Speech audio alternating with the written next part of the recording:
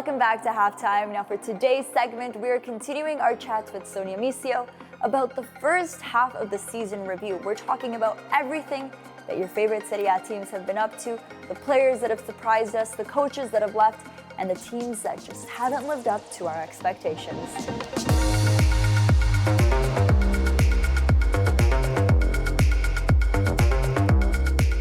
I want to hear your thoughts on Juventus. You had a lot to say about the team, about Ronaldo, so let's start giving out some grades here. You know what? Overall, I think Juventus has been probably an A. Not quite the A+ that I think they've always been, but a solid A. They've gotten the work done. They've done exactly what they've set out to do. But they're also not relying on Ronaldo, or they can't rely on Ronaldo, I think I should say.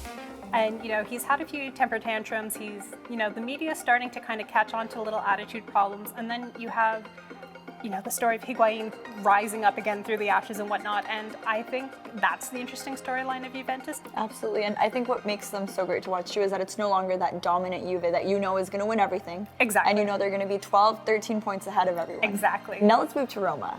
Yes. So I want to hear your thoughts on, you know, like you said, they're falling a little bit behind Lazio. They're still doing an okay job.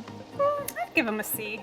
Really? Yeah. I don't think they've ever really found their personality and their place once Totti left, and they haven't, not to say replaced him by any means, but I don't think they're that fearing team. I don't think they're that like emperor team that they used to be.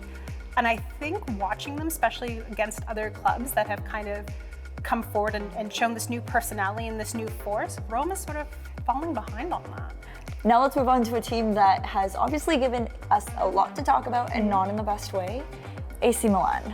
Milan is just, I don't know what's happened. To have team just continue to tumble, I think, quite honestly, everything considered, all things considered except for Napoli, they might be the worst team this season.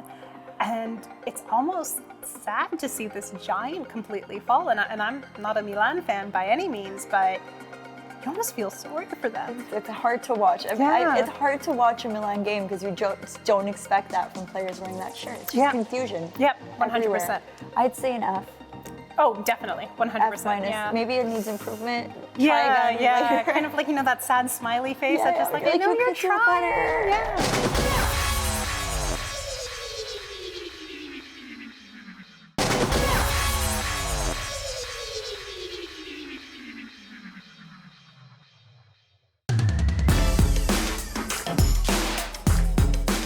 Let's move to the other Milan, the ones that are having a great year compared to their partners. Yes. Inter Milan.